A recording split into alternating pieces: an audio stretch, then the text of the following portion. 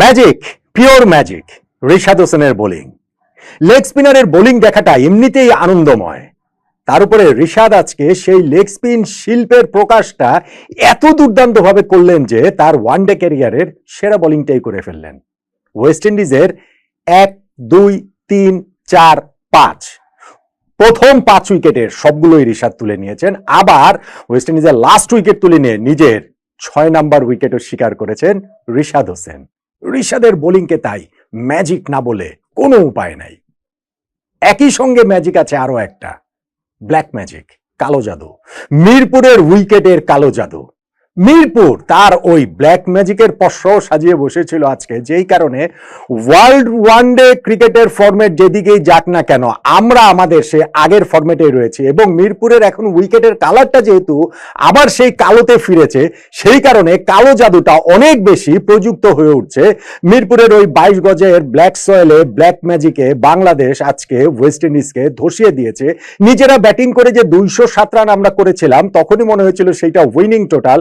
ক্যারিবিয়ানরা তাদের opening পার্টনারশিপে 51 run তুলে সেটাকে একটু থ্রেট করার চেষ্টা করেছে, কিন্তু ওই পর্যন্তই। এরপরে রিশাদ হোসেনের পিওর ম্যাজিকে, মিরপুরের ব্ল্যাক সয়েলের উইকেটের ব্ল্যাক ম্যাজিকে বাংলাদেশ ওয়েস্ট ইন্ডিজকে 133 রানে অল আউট করে দিয়ে 74 রানে ম্যাচটি জিতে নিয়েছে।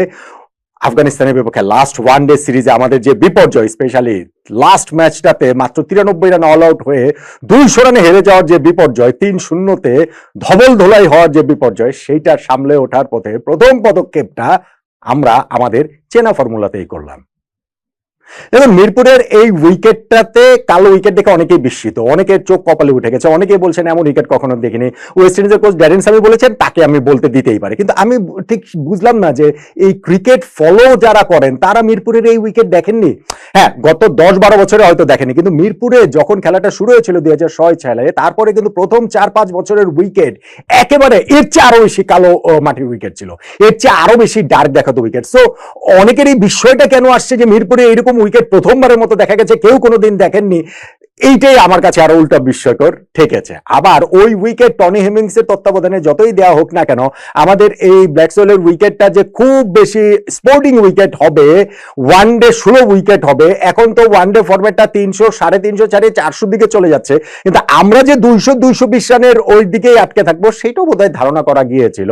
অন্তত পক্ষে এই মিরপুরের উইকেট সম্পর্কে যাদের চেনা জানা আছে তারা সেই ধারণাটা নিঃসন্দেহে করতে পেরেছেন, এবং এক্স্যাক্টলি সেই সুবিধা নিয়ে ম্যাচটা আমরা জিতে গেছি। টার্নিং পয়েন্ট কোনটা সেই আলোচনাতে আমি বাংলাদেশের ক্রেডিটটা খাতো করছি না, আবার এট দ্য সেম টাইম ধরেন আমাদের 2027 বিশ্বকাপ খেলাটা বিরাট হুমকির মুখে পড়ে গেছে। আমরা র্যাঙ্কিং এর 10 নম্বরে তো আগেও ছিলাম, সেই 10 নম্বরেই থেকে যে আফগানিস্তানের বিপক্ষে 3টা ম্যাচ হারার পরে ওয়েস্ট ইন্ডিজের সঙ্গে রেটিং পয়েন্টের ব্যবধান, যারা 9 নম্বরে রয়েছে, আমাদের 6 গ্যাপ হয়ে গিয়েছিল। ফলে ওয়েস্ট ইন্ডিজকে টপকে র্যাঙ্কিং এ 9 নম্বরে উঠতে আমাদের এই সিরিজের 3 ম্যাচে 3টাই জিততে হবে, ওদেরকে হোয়াইট ওয়াশ করতে হবে, বাংলা ওয়াশ করতে হবে। আবার সেইখানটাতে মিরপুরের উইকেটে সেই চেনা ফর্মুলায় না গেলে কি চলে বলেন তো দেখি? হ্যাঁ, বাংলাদেশ যখন 207 রান করেছিল তখন ওয়েস্ট ইন্ডিজের ওপেনিং পার্টনারশিপে 51 রান উঠে যাওয়ার পর আমরা একটুখানি দুশ্চিন্তায় পড়ে গিয়েছিলাম। স্পেশালি আমাদের স্পিনার ধরেন হচ্ছে তানভীর উইকেট থেকে সেই রকম ভাবে তিনি টার্ন পাচ্ছিলেন, কিন্তু বল তো জায়গায় রাখতে পারছিলেন না। আমাদের মুস্তাফিজ এই উইকেটে গ্রিপ পাবেন, খুবই কার্যকর হওয়ার কথা, কিন্তু ব্রেক থ্রু এনে দিতে পারছিলেন না। প্রথম 10 ওভারে ওরা 45 রান তুলে ফেলে, এবং 12 নম্বর ওভারে যখন রিশাদের হাতে ক্যাপ্টেন মেহেদী হাসান মিরাজ বল তুলে দেন, সেটাই ছিল আসলে বেসিক্যালি ব্রেক থ্রু আনার ক্ষেত্রে আমাদের লাস্ট হোপ, এবং প্রথম ওভারটাতেই রিশাদ সেটা ডেলিভার করেছেন। অ্যাথেন্সের উইকেটটা তিনি তুলে নিয়ে সেকেন্ড উইকেট পার্টনারশিপেও ওরা এমন একটা জায়গায় চলে গিয়েছিল যে 79 1 উইকেটে ওয়েস্ট ইন্ডিজ, সেইখান থেকে মুহূর্তে 82 4 উইকেট হয়ে গেল। রিশাদ পরপর 3টা উইকেট তুলে নিলেন, সেইখান থেকে আবার এর মধ্যে ব্রেন্ডন কিং এর উইকেটটাও রয়েছে যিনি 44 করেছিলেন, আর যখন তিনি আরো একটা উইকেট তুলে নিলেন রোস্টন চেজের 92 রানে 5 উইকেট ওয়েস্ট ইন্ডিজে পড়ে গেল। ওই 5 উইকেটের 5টাই রিশাদের, বাংলাদেশের জয়টা আসলে নিশ্চিত হয়ে গিয়েছে। হ্যাঁ, তখনও উইকেটে ধরেন সেই হোপ ছিলেন যিনি বাংলাদেশের বিপক্ষে বরাবর ভালো খেলেন, কিন্তু মেহেদী হাসান মিরাজ তিনি গুটাকেশ মোটিকে আউট করলেন। সেই হোপন্ড রান করার পরে তিনি নুরুল হাসান সোহানের ক্যাচের শিকার হয়ে আউট হয়ে গেলেন তানভীর ইসলামের বলে। তাদেরকে অল আউট করে দেওয়াটা বাংলাদেশের জন্য কেবলমাত্র তখন সময়ের ব্যাপার ছিল, এবং সেই সময়টা বাংলাদেশ খুব বেশি নেয়নি, 39 ওভারের মধ্যেই ওয়েস্ট ইন্ডিজকে অল আউট করে দিয়েছে 133 রানে। আমরা 74 রানের বিশাল ব্যবধানে ম্যাচটা জিতে গিয়েছি। এই ম্যাচটাকে অনেক রকম কন্ট্রোভার্সির জায়গা ছিল, অনেক রকম বিতর্কের জায়গা ছিল। ক্রিকেটার আফগানিস্তানের বিপক্ষে সিরিজ খেলে ফেরার পরে বিমানবন্দরে যেই কোট আনকোট অভ্যর্থনা পেয়েছেন, সেইটার পক্ষে বিপক্ষে নানান জনমত। স্টেডিয়ামে দর্শক আসা যাবে না, দর্শক আসলে তাদের হাত পা ভেঙে দেওয়া হবে, এইরকম হুমকি ধামকে দেওয়া ছিল। কিন্তু আমি বলবো যে দর্শক যথেষ্ট ভালো দর্শকই হয়েছে, কনসিডারিং আমাদের ক্রিকেট টিমের রেজাল্ট সবকিছু মিলিয়ে, এই গরমের সময়টা মিলিয়ে সবকিছু মিলিয়ে, যে মিরপুর স্টেডিয়ামের মোটামুটি হাফ ফুলের চেয়েও বেশি আসলে দর্শক হয়েছেন এবং তারা আসলে ওইটা প্রবলভাবে উপভোগ করেছেন। যদিও প্রথম ইনিংসে তাদের ভেতরে এক ধরনের একটা শঙ্কার জায়গা তৈরি হয়েছিল। কেন শঙ্কার জায়গাটা তৈরি হয়েছিল?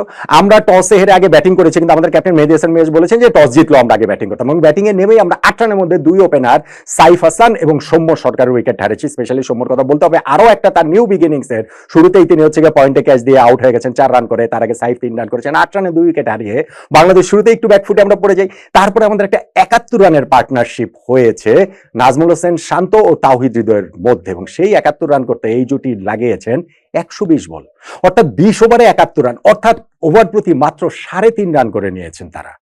এবং সেইখানটাতে সবার ব্যাটিং, এখানে শান্তর যে ব্যাটিংটা করেছেন তিনি ওইখানটাতে 50 স্ট্রাইক রেটে ব্যাটিং করেছেন, 32 রান করতে তিনি 63টা বল খেলে ফেলেছেন।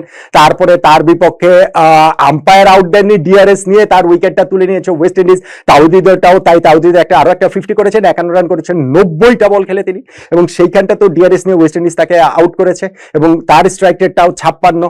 আমাদের এরপরে গিয়েও মাহিদুল ইসলাম অঙ্কন তিনি ছিলেন, তিনি মিরাজের সঙ্গে তার একটা পার্টনারশিপ হয়েছিল। মাহিদুল অঙ্কনের আজকের এই ম্যাচটাতে কিন্তু ডেবু হয়েছে, এবং ডেবু ম্যাচে তিনি 76 বলে 46 রানের একটা ইনিংস খেলেছেন, যে ইনিংসের স্ট্রাইক রেট হচ্ছে গিয়ে 60।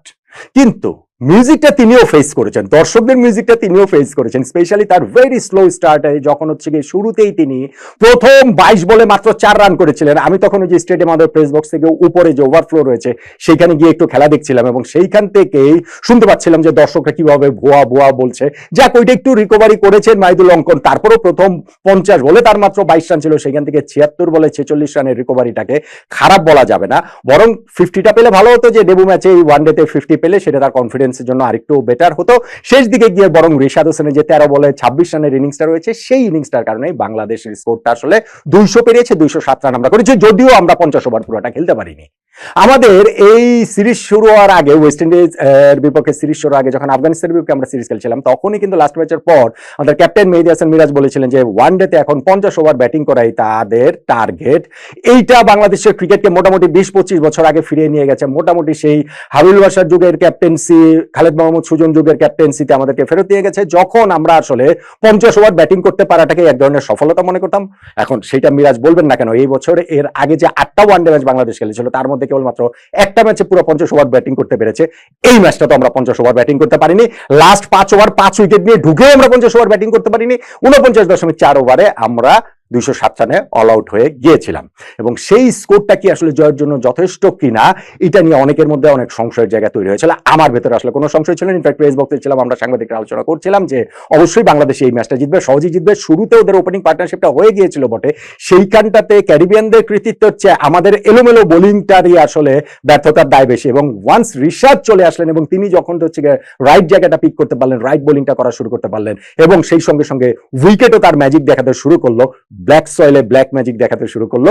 এরপর গিয়ে ওয়েস্ট ইন্ডিজের আসলে আর কোনো জবাব তাদের সামনে ছিল না, যেই কারণে তারা বিনা উইকেটে 51 কিংবা 1 উইকেটে 79 থেকে 3 উইকেটে 82, 4 উইকেটে 92, 5 উইকেটে 100, এরকম 1 উইকেটে 79, যেই কারণে যেটা আমি বলছিলাম যে বিনা উইকেটে 51 থেকে 1 উইকেটে 79, 2-3-4 উইকেটে 82, 5 উইকেটে 92, 6 উইকেটে 100, এই ধারাবাহিকতায় তারা মাত্র 133 রানে তাদেরকে আমরা অল আউট করে দিয়েছি। এবং সেখান থেকে রিশাদ হোসেনের 6 উইকেটের গুরুত্বটাই অ্যাপারেন্টলি সবচেয়ে বেশি। রিশাদের ক্রেডিট আমি মোটেই কেড়ে নিচ্ছি না, কিন্তু একই সঙ্গে রিশাদের ওই ম্যাজিকের সঙ্গে সঙ্গে মিরপুরের ব্ল্যাক সয়েলের ব্ল্যাক ম্যাজিকের কথাটাও বলতে হবে।